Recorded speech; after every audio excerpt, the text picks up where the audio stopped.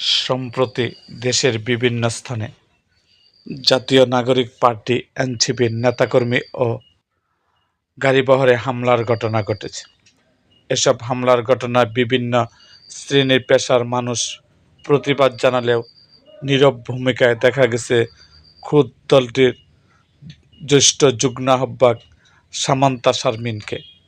এবার সেই নীরবতা ব্যাখ্যা দিয়েছেন এনসিপির এই নেত্রী। নিজের পরিবারের একজন খুবই অসুস্থ থাকায় দলের পাশে থাকতে পারছেন না বলে জানিয়েছেন এনসিপির জ্যেষ্ঠ যুগ্ম আহ্বায়ক। আল্লাহ সব কিছু ঠিক করে দিলে আবার রাজনীতিতে ফিরে আসবেন বলেও জানান সামান্তা শারমিন। শুক্রবার 31শে জুলাই সামাজিক যোগাযোগ মাধ্যমে ফেসবুকে দেওয়া পোস্টে তিনি কথা বলেন। দুপুর 1:18 নিজের ফেসবুক আইডি থেকে দেওয়া পোস্টে সামান্তা শারমিন লেখেন, আমার পরিবারে একজন খুবই অসুস্থ। গত 28 জুলাই থেকে আমি সার্বক্ষণিক ইন্টারনেটের মধ্যে নেই। এই অবস্থায় আমার সর্বোচ্চ প্রায়োরিটি আমার পরিবারের সুস্থতা।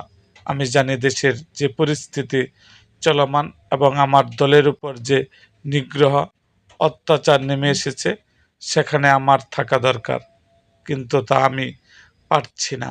উপরন্তু আপনাদের কাছ থেকে সহমর্মিতা ও দোয়া চাই বলেও জানান তিনি।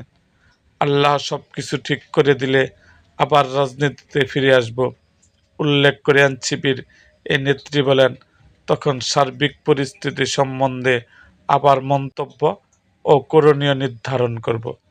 এটুকু মনে করিয়ে দিই, আল্লাহ জুলুমকারীদের অনির্দিষ্টকালের জন্য শক্তিশালী রাখেন না। যে কোনো পরিস্থিতিতে আমি আমার সহযোদ্ধাদের সঙ্গে আছি।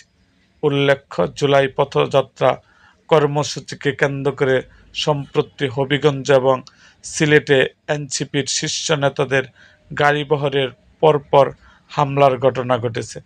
এনসিপি নেতাদের অভিযোগ, এই হামলার পেছনে বিএনপি ও এর অঙ্গ সংগঠন ছাত্রদলের নেতাকর্মীরা জড়িত। এরকম আরও ভিডিও পেতে এবং রাজনৈতিক অঙ্গনের নানা ঘটনা ও ইতিহাস জানতে আমাদের মুক্তাগাছার ইতিহাস মিডিয়া ইউটিউব চ্যানেলটিকে সাবস্ক্রাইব করুন এবং পাশে থাকা বেল আইকনটি বাজিয়ে দিন।